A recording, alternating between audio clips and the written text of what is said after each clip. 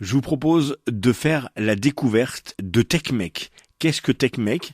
Une société qui propose de fabriquer, en gros, mais on va en savoir un peu plus, des rangements pour vos boîtes de jeux de société. Pourquoi? Parce que les gens sont un peu maniaques quand ils aiment leurs jeux et qu'ils aiment que tout soit bien rangé à l'intérieur parce que des fois, c'est un peu le bazar et que tout traîne et que l'on aime que tous nos petits pions, quand il y en a des dizaines, voire quelques dizaines, que ce soit bien rangé. Donc nous allons tout savoir sur TechMec et pour cela, j'ai joint Benjamin Hanché. Bonjour Benjamin. Bonjour. Alors, avant de tout savoir sur TechMec, qui est un site internet qui est absolument fabuleux, qui nous fait rêver avec ses Merci. intérieurs de boîte, ses tours AD, enfin c'est assez spectaculaire. J'aimerais en savoir un peu plus sur vous et sur la société TechMec, mais tout d'abord vous. Est-ce qu'il faut être joueur et complètement frappadingue pour proposer tous ces rangements pour les boîtes de jeux? Frappadingue, oui. Joueur, oui aussi, évidemment. Mais c'est pas vraiment par ça qu'on a commencé, parce que moi je suis maker déjà de base. Au départ, moi ce qui m'intéressait, c'est vraiment la technologie qu'on utilise, plus que le domaine dans lequel on l'utilise. Je sais pas si je suis très clair, mais C'est très clair, mais on va expliquer la technologie, c'est quoi? C'est la c'est découpe ça. En fait, laser? c'est ça, c'est de la découpe laser. Alors on a commencé modestement par de l'impression 3D. Parce que c'est la technologie qui est arrivée à la mode au moment où TechMec a été créé, c'est-à-dire il y a maintenant 2 ans. Donc moi j'étais un passionné de technologie, tout ça, je faisais ça pour le fun dans mon coin, et je me suis dit mais tiens, qu'est-ce que je vais bien pouvoir faire de ça, un peu plus que quelques bricoles. Et du coup, étant joueur, c'est en mettant les pieds dans les boutiques de jeux qui ont émergé à peu près au même moment que le lien s'est fait tout naturellement. Il y avait déjà des gens qui s'amusaient à savoir comment faire pour que tout soit bien rangé, quitte à utiliser même, pour certains, la brique Lego. Donc il y avait des gens qui réfléchissaient au fait que tout pouvait être bien rangé dans des boîtes. Oui, ça se faisait déjà beaucoup à l'étranger, mais en France, il y avait très peu de choses et très peu de solutions. Et c'est aussi ce qui nous a amené à proposer ces rangements. C'est que bah, nos amis joueurs avaient tendance à râler un peu en disant bah voilà, il y a des produits super, mais c'est fabriqué aux États-Unis.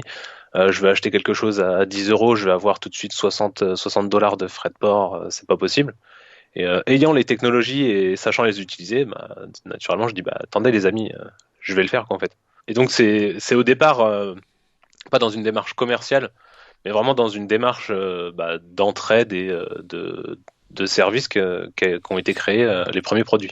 Ça veut dire que vous faisiez partie déjà d'un Fab Lab ou quelque chose comme ça pour avoir réfléchi à tout ça? Non, parce qu'il n'y a absolument aucun Fab Lab du côté de chez moi. C'est quelque chose qui m'intéressait, et pour être honnête, au départ, TechMec avait vocation d'être un Fab Lab. Mais ça a changé de tournure au moment où justement on s'est intéressé et focalisé sur le jeu de société. Mais c'est quelque chose, c'est des technologies que j'utilisais uniquement à titre personnel. Alors vous avez parlé d'impression 3D, de découpe laser.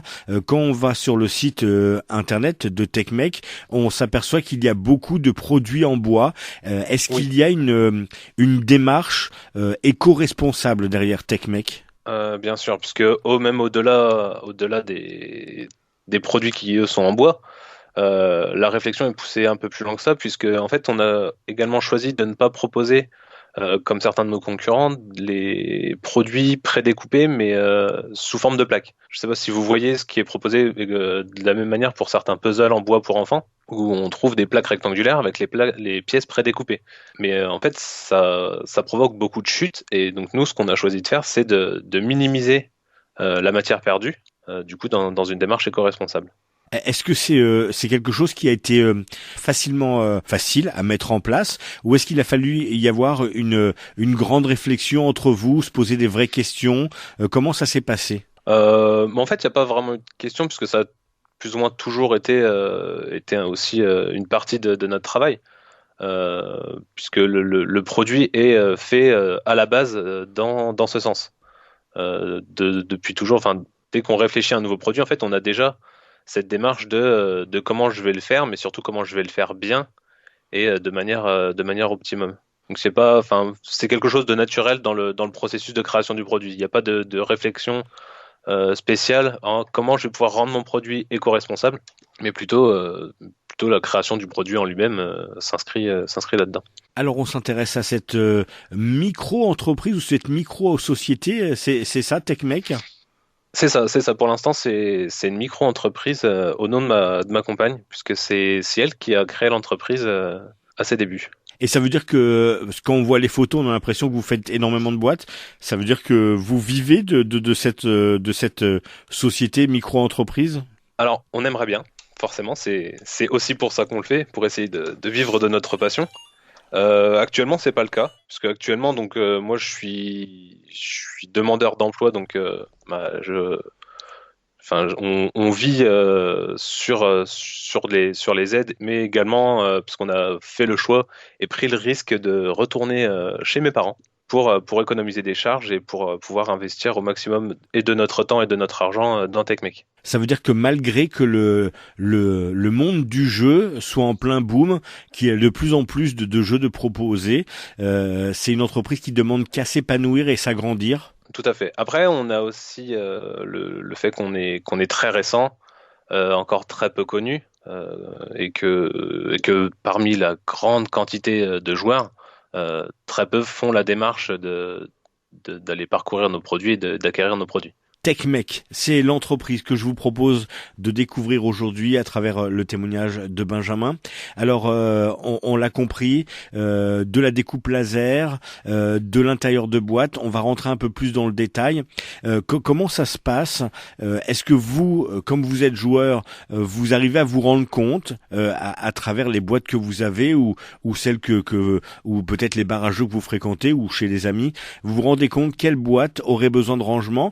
Ou est-ce que c'est l'inverse, c'est des gens qui vous contactent en disant bah voilà, moi j'ai fait l'acquisition de tel jeu et j'ai envie que quelqu'un me fabrique les rangements pour cette boîte. Alors en fait, je vais dire, c'est les deux, puisque nous étant joueurs, ben on se tient au courant des nouvelles sorties, des jeux à la mode, de tous les retours de la communauté, mais c'est surtout justement sur toutes ces communautés qu'on peut parcourir où on va réussir à comment dire à voir la demande en fait. On fait vraiment en fonction de la demande de la communauté, de la demande des clients, plus que de notre demande à nous, parce que je pense pas pouvoir dire que je suis forcément représentatif de l'ensemble des joueurs, et je pourrais par exemple passer à côté d'un jeu qui nécessite vraiment d'être rangé, mais parce que potentiellement moi il m'attire pas ou je l'aime pas particulièrement,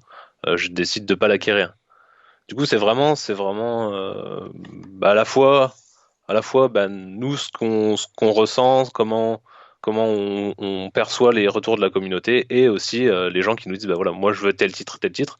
Par exemple, souvent ça se passe, c'est ce qui se passe quand on fait partie de conventions, puisque là on rencontre nos clients en direct. Et quand sur un week-end de convention type PEL, on a 5 ou 6 personnes qui nous demandent si on a le rangement pour le même jeu, on considère que ce jeu nécessite un rangement. Ça veut dire qu'il faut aller régulièrement à la rencontre du public dans ces manifestations qu'on retrouve quasiment tous les week-ends en France. Ça vous oblige à faire des déplacements pour rencontrer un max de gens? Alors on en fait quelques-uns, on peut malheureusement pas tous les faire pour des questions de coûts et financiers et de le temps que ça nous coûte. Mais on essaye de participer aux plus gros, que sont par exemple Ludinor, PEL, BGF, Cannes, parce on a aussi nous vraiment besoin de sortir de derrière notre écran et de derrière notre découpe laser pour rencontrer nos clients et avoir des échanges et des retours en direct. Alors comment ça se passe la conception de l'intérieur d'une boîte? Il y a plein de petits rangements, j'ai vu qu'il y avait même des rangements modulables. La conception du début à la fin, est-ce que vous pouvez nous résumer un peu ça?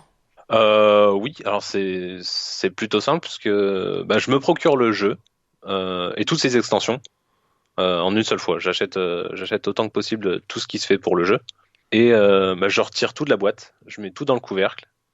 Et après, j'essaye d'agencer les éléments sans les éléments en bois, mais uniquement en prenant les éléments du jeu, de voir sous quelles conditions et dans quelle mesure j'arrive à tout faire tenir dans la boîte. Donc là, voilà, c'est là que toute la réflexion de comment agencer tous les éléments. Régulièrement, il y a des choses que je retrouve et que je réutilise. À partir du moment où un jeu a des cartes, il n'y a pas 36 façons de ranger des cartes. Souvent, elles sont alignées si elles sont en grande quantité ou elles sont à plat s'il y en a très peu. Mais c'est à ce moment-là que je mets tout en place dans la boîte. Ensuite, une fois que j'ai mes emplacements, ma manière de les ranger, je vais faire une modélisation en 3D sur ordinateur pour pouvoir avoir une vue, en fait, d'avoir mon produit final, mais sous forme d'un modèle 3D que je vais ensuite remettre à plat et à partir de laquelle je vais générer mon tracé de découpe qui sera ensuite envoyé à découpe laser. Ça veut dire que vous avez une formation de peut-être de dessinateur ou d'infographiste à la base? Alors j'ai eu une petite formation, je veux dire, au lycée. En fait, au lycée, j'ai fait sciences de l'ingénieur plutôt que de faire SVT. Donc, où j'ai étudié de loin la modélisation plutôt que d'étudier le corps humain. Mais j'ai moi une formation et j'ai été développeur de métier. Donc voilà, j'ai quand même touché à l'informatique plus ou moins toute ma vie. Mais après, c'est comme tout ce que, enfin, je veux dire, par exemple, la découpe laser ou l'impression 3D, j'ai jamais eu de formation. C'est uniquement par passion que j'ai appris tout ça. Et du coup, une fois que vous avez mis à plat, que vous avez envoyé la découpe laser, est-ce qu'il y a après des réglages qui ont besoin d'être faits ou généralement ça marche du premier coup? Non, il y a toujours quelques petits ajustements, des petites choses qui vont pas s'emboîter bien parce que j'ai fait une erreur de 1 millimètre pendant la modélisation ou alors j'ai prévu un peu court sur des cartes ou des tokens. Par exemple, ça arrive régulièrement qu'au moment du montage de notre premier jet, on se rende compte que c'est difficile d'attraper les tokens au fond de l'emplacement ou que il y a un petit peu trop de cartes une fois slivées et que c'est un petit peu écrasé. Il y a toujours, je veux dire, au moins 2 itérations de découpe de test avant d'avoir un produit final. Et puis du coup, ça vous oblige à être vraiment proche de la communauté parce que vous parlez à l'instant de cartes slivées, c'est-à-dire que il y a des joueurs qui se sont rendus compte que à manier les cartes régulièrement, c'était mieux de les protéger en les mettant dans des petits sachets plastiques. Et du coup, Bien on sûr. est obligé de prendre en compte ça, c'est-à-dire que dans les rangements, ça prend plus de place une carte slivée qu'une carte normale, et donc il faut le prévoir. Enfin, c'est aussi comme ça qu'on évolue au niveau de l'entreprise, au niveau des produits, c'est en écoutant la communauté et c'est vraiment là-dessus qu'on mise chez TechMake parce qu'on n'a pas pour l'instant les moyens d'avoir un niveau forcément de produits de qualité que proposent les grosses entreprises américaines par exemple. Mais on essaie d'être au plus proche de la communauté, de répondre aux attentes, de faire évoluer nos produits autant que possible. C'est vraiment ça qui est très important pour nous. Nous sommes en compagnie de Benjamin et nous découvrons TechMake, cette micro-société qui fait de la découpe laser et qui propose de fabriquer des rangements pour vos jeux de société à l'intérieur pour que tout soit bien rangé dans des petites boîtes, dans des petites cases, que vous n'ayez plus à fouiller à travers le matériel. On va finir cette émission, cette troisième partie, peut-être en parlant de l'actualité de TechMake. Et puis une question qui m'est venue aussi, c'est est-ce que vous êtes contacté par les maisons d'édition, les maisons de production qui vous disent voilà, nous on a un jeu et on s'aperçoit en fait qu'on aimerait bien proposer un produit un peu plus luxueux avec des rangements à l'intérieur. Est-ce que ça arrive ce genre de prise de contact? Absolument pas. Euh, en fait, Ah oui, c'est je sais dommage. pas. Bah, vous êtes pas du tout le premier à y avoir pensé, à nous poser la question. Il y a plusieurs clients, plusieurs contacts qui nous ont dit mais est-ce que vous travaillez avec les maisons d'édition directement? Mais pas du tout. Alors je ne sais pas si c'est parce que ça ne les intéresse pas ou parce qu'on n'a pas encore assez de visibilité à l'heure actuelle. Mais c'est pas, je veux dire, le rangement en bois, c'est pas une démarche qui est pour l'instant naturelle avec les éditeurs.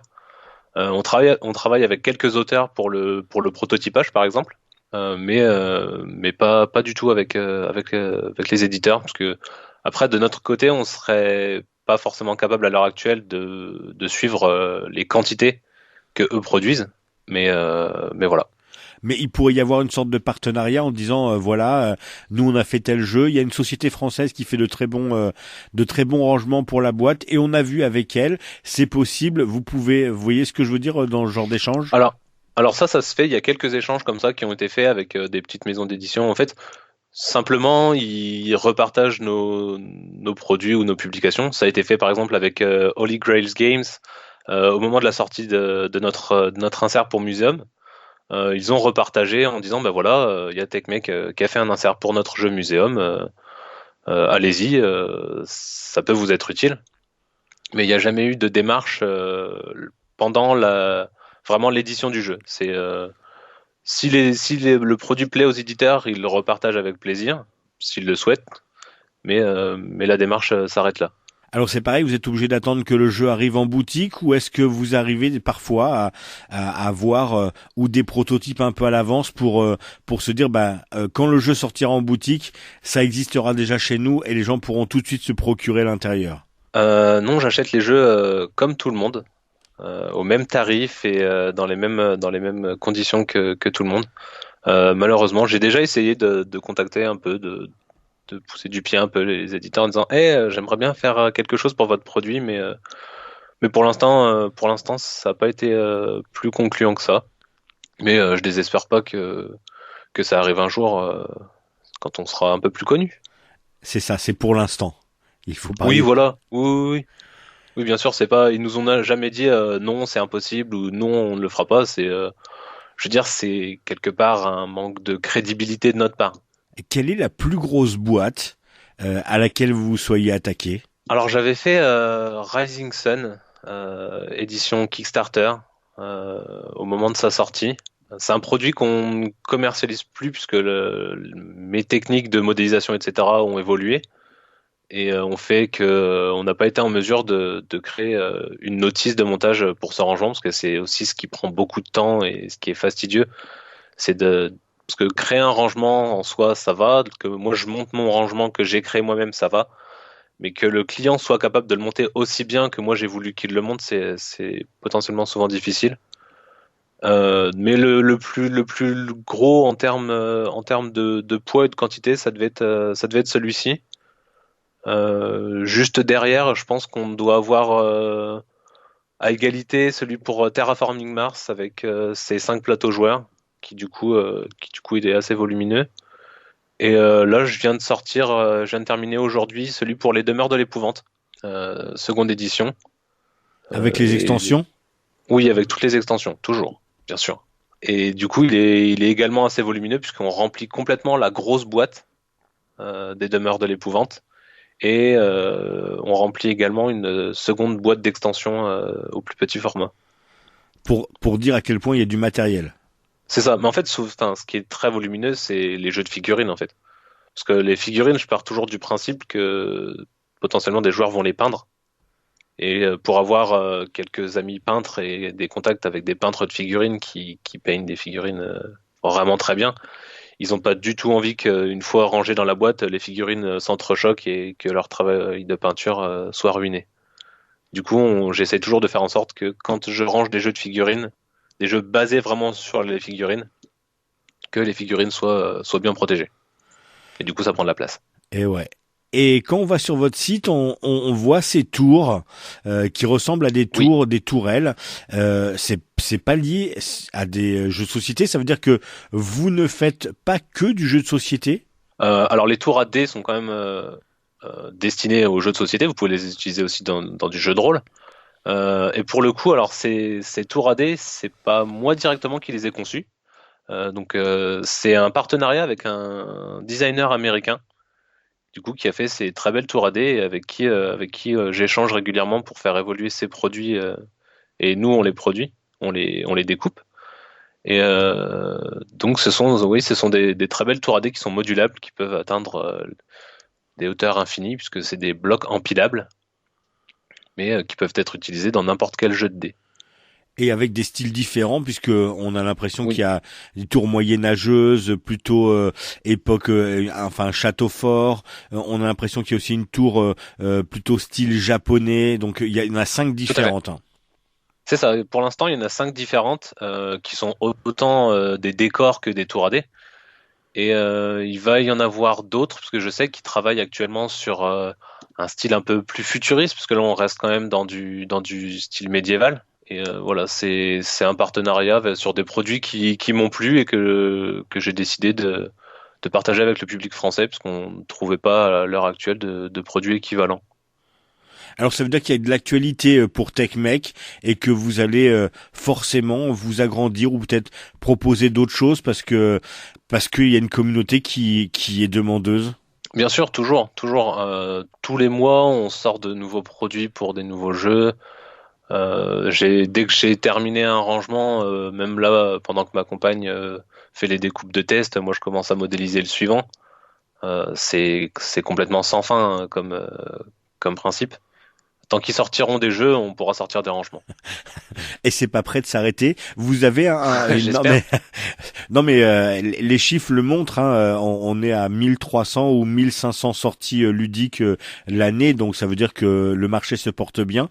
Ouais. Vous avez vous une ordre d'idée de combien de produits vous proposez globalement dans votre catalogue? Actuellement, Oui. actuellement, on a un peu plus de 40 références. Là, oui, on doit être à 45 références. Et puis c'est des jeux qu'on retrouve régulièrement sur votre page. On voit Seven Wonder, Abyss qui renouvelle son jeu mais qui va fêter un anniversaire. Terraforming Mars c'est quand même un des jeux les plus cités ces derniers mois. Enfin voilà, on voit aussi Unlock, Tokaido. Enfin il y a plein de choses comme ça. Bien sûr. Ouais. Bien sûr, bah, c'est aussi de la démarche.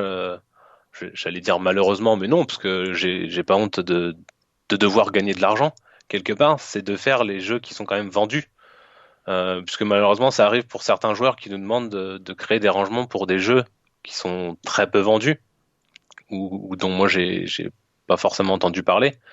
Mais quand je dois choisir entre ranger un jeu comme Seven Wonders ou un jeu qu'on m'a demandé qu'une ou deux fois, bah, financièrement, je vais plus m'orienter vers la création d'un rangement pour Seven Wonders. Comment on fait pour vous contacter? Le mieux c'est de passer par la page internet, la page Facebook. Le Facebook, c'est parce que avec le Facebook, on reçoit directement une notification et on peut répondre sur de la messagerie instantanée. Là où le mail a souvent tendance à être un peu plus formel et un peu plus long sur le temps de réponse. Et vous êtes en Mais plus assez réactif. Je le oui, dis. Voilà. oui, on essaye. Bah, c'est que comme je vous disais, on essaye vraiment d'être proche de la communauté, de pas avoir l'image de la grosse entreprise de merci, nous avons bien enregistré votre ticket sous le numéro 40 724. Nous vous répondrons sous 48 heures. Enfin, moi, je sais que quand je reçois ça, ça m'énerve, donc j'ai pas envie d'en envoyer. Et maintenant, avec un smartphone dans la poche, si on me pose une petite question, même le samedi ou le dimanche, ça n'empiète pas non plus trop sur ma vie privée pour que je m'empêche d'y répondre.